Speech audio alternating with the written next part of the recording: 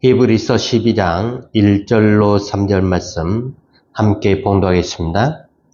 이러므로 우리에게 구름같이 둘러싼 허다한 증인들이 있으니 모든 무거운 것과 얽매기 쉬운 죄를 벗어버리고 인내로서 우리 앞에 당한 경주를 하며 믿음의 주요 또 온전하게 하시는 이인 예수를 바라보자. 그는 그 앞에 있는 기쁨을 위하여 십자가를 참으사 부끄러움을 개의치 아니하시더니 하나님 보좌 우편에 앉으셨느니라.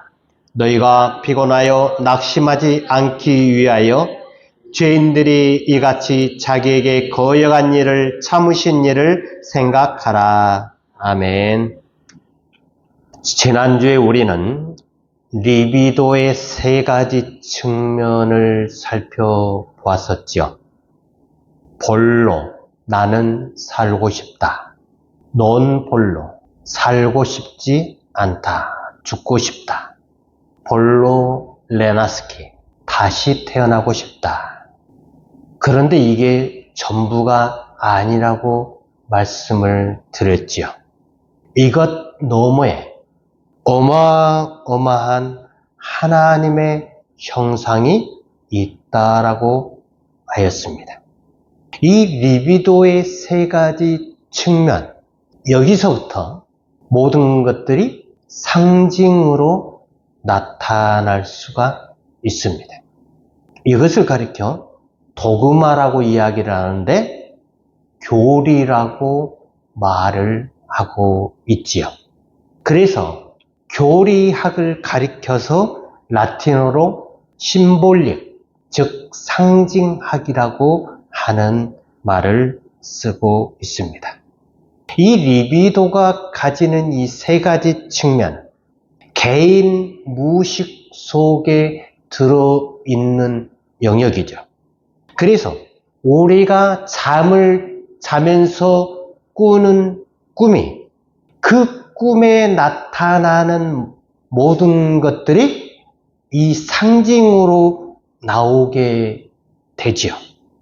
그래서 이 상징은 과거에 어렸을 때 보고 들었던, 내가 직접 내 의식으로 보고 들었고 느꼈던 그러한 부분들이 나의 의식에 남아있지 아니하고 개인 무의식 속에 들어가서 하나의 그림으로, 상징으로 자리를 잡고 있는 현상들이죠.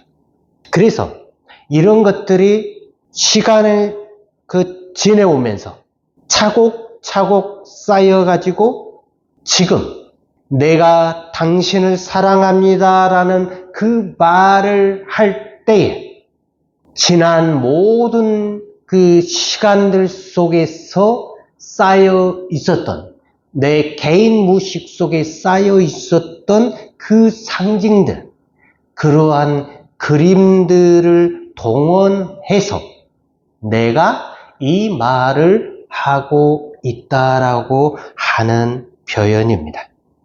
그래서 우리가 무슨 말을 할 때는 그냥 내 의식에서 단순하게 나오는 말이 아니고 우리 개인 무의식 속에 리비도 안에 깔려있는 그 욕구, 욕망, 그 잠재 의식들을 통해서 우리의 의식으로 표현이 된다라고 하는 이야기이죠. 그리고 그 밑바닥에 흐르는 신비한 그것을 가리켜서 로고스라고 부르고 있지요. 거룩한 것이라고 부르기도 하고 자기, 루멘, 그러한 여러 가지 명칭으로 부르고 있는 하나님의 형상, 바로 근본적인 로고스, 바로 그 말씀, 이것이 바로 예수의 인격성이다라고 말씀을 하고 있는 것입니다. 그래서 예수 그리스도의 인격성이 바로 그 말씀이고, 이 말은 선천적인 것이고, 이 말을 하나님이 창조 시에 각 개인에게 담아 두셨다라고 하는 이야기죠. 이 영역이 바로 집단 무식이라고 하는 그 영역에 들어있다. 그래서 우리가 말을 한다라고 하는 것은 항상 상대적이다라고 하는 것을 알아야 합니다. 내가 좋은 말을 하지만 상대는 나의 좋은 말을 통해서 상처를 받을 수 있다라고 하는 말입니다. 왜 그러냐 하면 우리가 말을 하게 되면 내 입술을 통해서 떠나는 순간 내 말은 파장으로 변하게 되지요. 그래서 그 파장이 상대방의 귀에 닿는 순간 이것이 다시 문장으로 바뀌게 되는 그러한 일이 벌어지게 되는데, 내가 만든 그 문장을 가지고 상대방은 자기 귀에 듣는 순간부터 내가 만든 그 문장을 자기가 들을 수 있는 문장으로 재구성을 한다라고 하는 말입니다. 그래서 내가 당신을 사랑합니다라는 말을 하게 되면은 상대방도 의식이 있고 리비도가 있기 때문에 나의 말을 들으면서 자기의 의식과 자기의 리비도를 통해서 나의 말을 재해석을 하고 있는데, 이게 복잡하다라고 하는 것이죠. 목사가 설교를 하고 있지만 그 설교를 듣는 성도가 그 설교를 자기의 리비도가 요구하는 리비도의 욕구를 통해서 자기가 듣고 싶은 말로 재해석을 해버리기 때문에 설교를 곧이곧대로 받아들이는 사람이 별로 없다라고 하는 이야기입니다. 그래서 자기가 원하는 말이 들어오지 않으면 설교가 어렵고 딱딱하고, 내가 원하는 말이 들리면 은혜 받았다라고 착각을 하는 경우가 수없이 나타나고 있다라고 하는 것입니다. 그래서 성도가 설교에 은혜 받았다라고 하는 말은 그 말은 좋은 말이 결코 아니다라고 하는 이야기가 되겠지요. 그래서 우리가 말을 하게 되면 이 말이 어떻게 받아들여지는지를 우리는 이해할 필요가 있습니다. 네 가지로 나눌 수가 있는데, 내가 좋은 의도를 가지고 좋은 말을 할 때 상대도 좋은 의미로 받아들이는 경우가 있겠지요. 그러나 내가 좋은 의도로 좋은 말을 함에도 불구하고 상대가 나쁜 의미로 받아들이는 경우가 있을 겁니다. 또 다른 것은 내가 나쁜 의도를 가지고 나쁜 말을 함에도 불구하고 상대는 그것을 좋은 의미로 받아들이는 경우가 있겠지요. 마지막으로는 내가 나쁜 의도를 가지고 나쁜 말을 할 때 상대도 나쁜 의미로 받아들이는 경우일 것입니다. 내가 악한 의도를 가지고 비꼬는 듯한 말을 했는데도 불구하고 상대방이 어린아이처럼 그 말을 좋게 받아들이는 경우에 상대방은 그 말을 듣고 기분이 좋을 수가 있겠지요. 내가 미워하는 마음을 갖고 있으면서 삐딱하게 내가 너를 사랑한다라고 했는데 상대방이 진짜 그대로 액면 그대로 그 말을 듣는 경우가 있습니다. 그래서 내가 너를 사랑한다라는 그 말, 그것만 그대로 받아들여서 기분이 좋아하는 경우가 있지요. 반대로 나는 너를 진심으로 사랑하는데 표현을 잘 못해가지고 상대방이 사랑하는 나의 마음을 이해를 하지 못하고 액면 그대로 듣고 상처를 받는 경우도 존재합니다. 왜 이러한 일들이 벌어지느냐? 이것은 내가 너를 사랑한다라고 하는 이 말은 나의 리비도의 영양분을 공급받은 말이라고 했습니다. 그래서 상대방도 자기의 리비도의 영향을 받아서 나의 그 말을 재해석하고 있기 때문에 내가 아무리 좋은 말을 할지라도 과연 그 말을 제대로 들을 수 있겠느냐 하는 것이죠. 좋은 말이라고 하는 것은 한마디로 상대의 리비도가 좋아하는 말이겠지요. 그래서 우리는 여기에서 정리하고 갈 필요가 있습니다. 진짜 좋은 말이라고 하는 것은 내 영혼에 집단 무의식 속에 있는 하나님의 형상인 그 하나님이 상대 속에 계시는 하나님과 만나는 것이야말로 가장 좋은 말이 되겠지요. 그러면 가장 악한 말이 뭐냐? 나의 리비도가 상대방의 리비도를 만나는 것을 가리켜서 악한 말이라고 이야기를 할 수가 있습니다.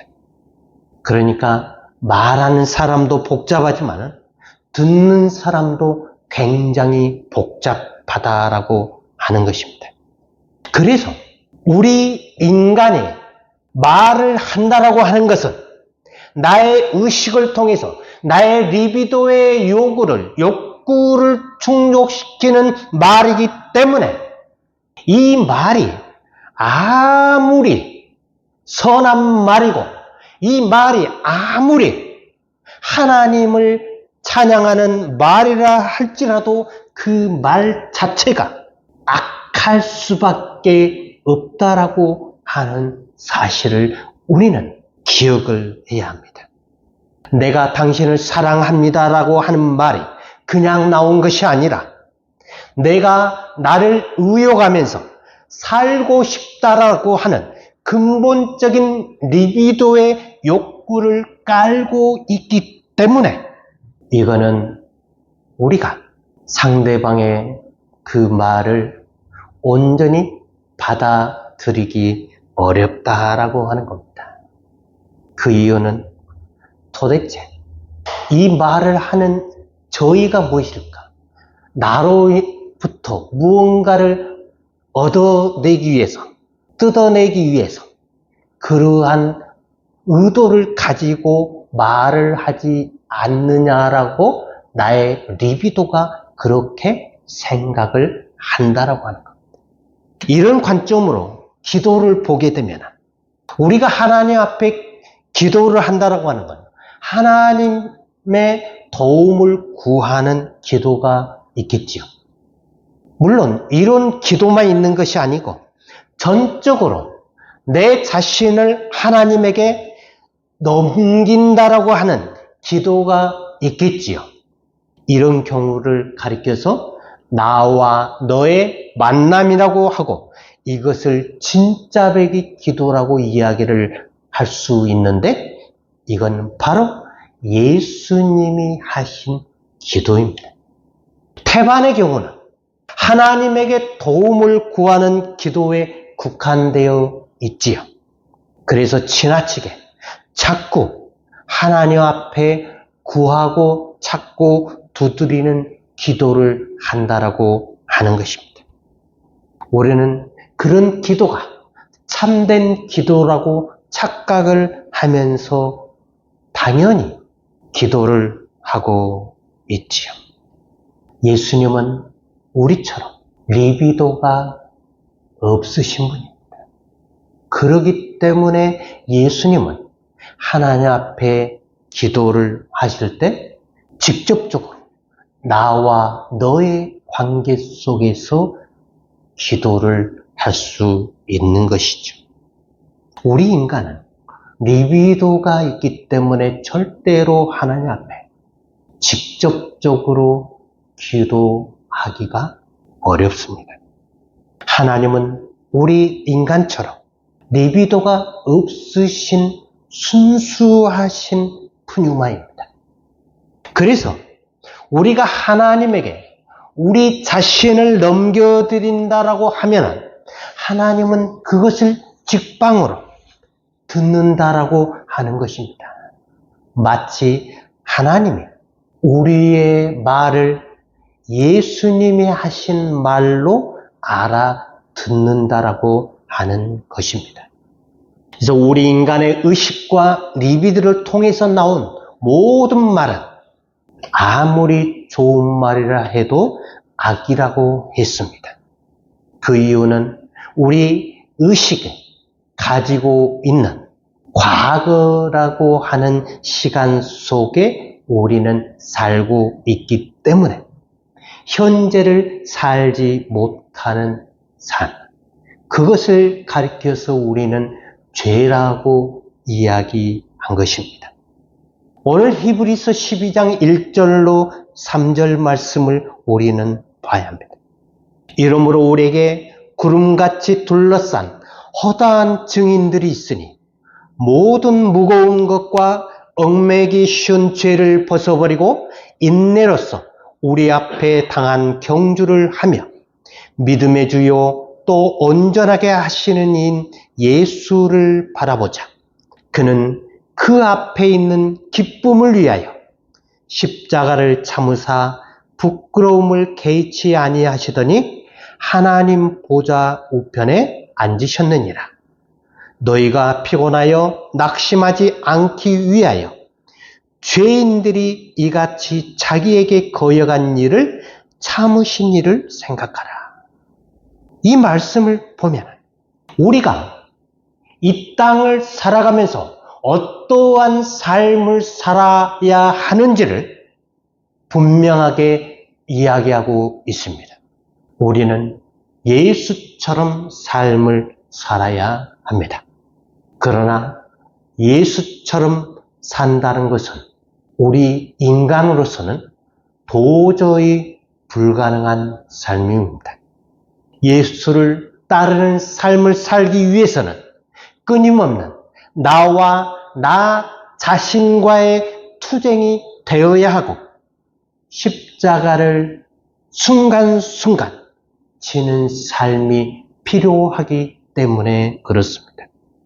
예수님께서도 십자가를 지는 삶을 말씀하시면서 본인이 그 십자가를 직접 짊어지시고 십자가에서 죽으셨습니다. 예수처럼 산다는 말은 예수처럼 죽으라는 말입니다. 그렇게 죽는 길이 사는 길입니다. 왜냐하면 인간의 리비도가 게딱지처럼 붙어가지고 절대로 떨어지지 않고 우리가 이 세상을 떠나는 그날까지 우리를 괴롭게 할 것이기 때문에 그렇습니다. 이 리비도의 지배를 받고 있다는 사실부터 봐야 합니다. 보는 것과 안 보는 것은 차이가 큽니다. 조금 전에 말한 대로 본인이 선하다고 생각하면 선한 것입니다.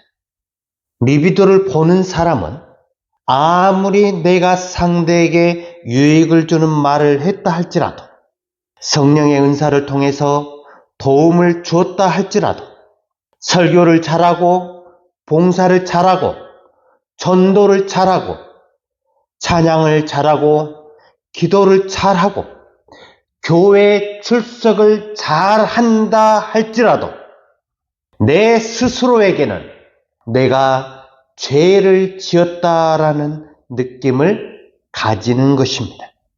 이 리비도를 직시하게 되면 리비도보다 훨씬 더 큰 하나님의 형상을 우리가 느끼게 됩니다. 그래서 우리는 겸손해질 수가 있습니다. 내가 노력한다고 해서, 영성훈련을 한다고 해서, 철야를 한다고 해서, 40일 금식 기도를 한다고 해서 우리가 겸손해질 수 없습니다. 내가 이러한 죄악을 저질렀지만 하나님이 나의 리비도만 보시는 게 아니고 리비도보다 더 크신 그분이 리비도를 넘어서서 나의 의식을 향해서 말씀하시는 것입니다.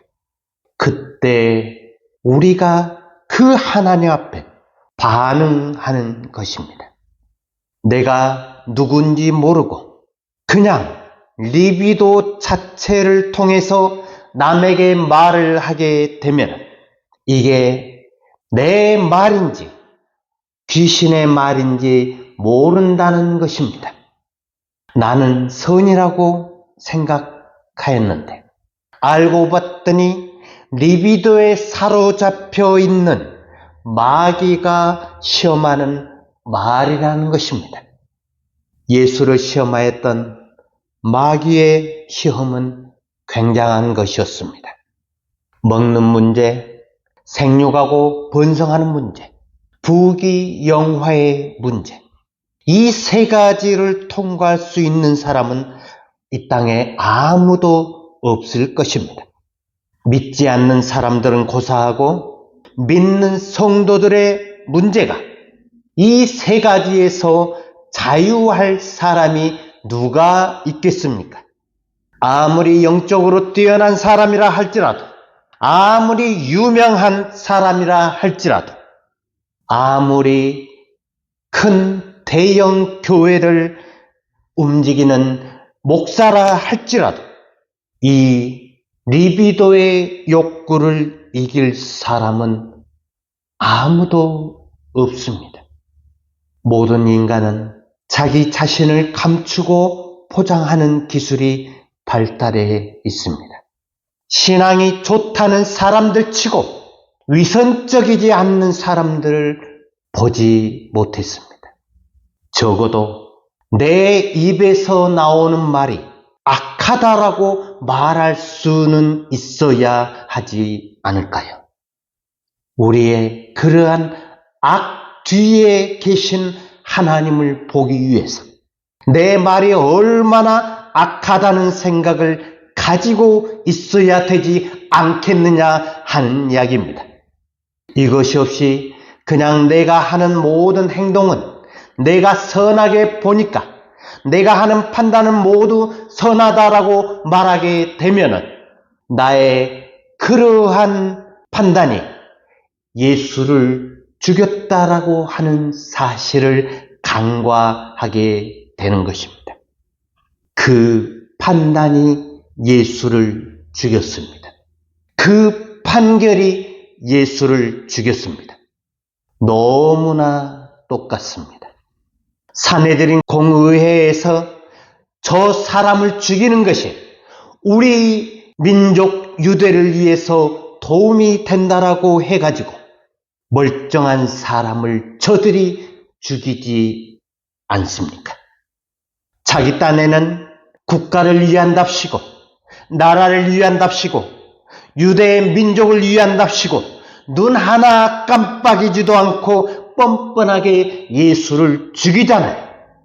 우리는 어떻습니까? 저 사람만 없으면 좋겠다라고 그렇게 말하지 않습니까? 저 사람만 은혜 받고 변화되면 좋겠다. 그러면 교회가 나아지겠다. 그렇게 생각하고 있지 않습니까? 나의 남편이, 나의 아내가, 나의 자식들이 좀 변했으면 좋겠다. 그런 생각을 하고 있는 자기 자신은 변하지 않으면서 그렇게 이야기를 하고 있다라고 하는 말입니다.